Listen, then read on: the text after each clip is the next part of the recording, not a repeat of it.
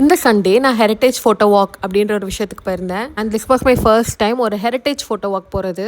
And இந்த heritage photo வாக்கை சென்னை மெமரபிளாக மாற்றிருச்சு.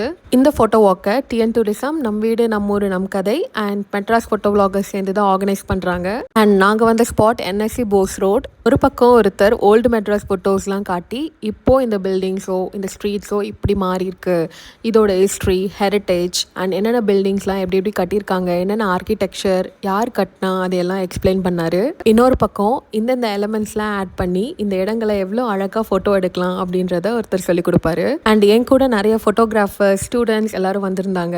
அவங்கெல்லாம் இந்த மாதிரி இன்ட்ரெஸ்டிங்காக கேட்குறப்போ எனக்குமே ஜாலியாக இருந்துச்சு, நம்மள மாதிரியே இருக்காங்க எல்லாரும் அப்படின்னு.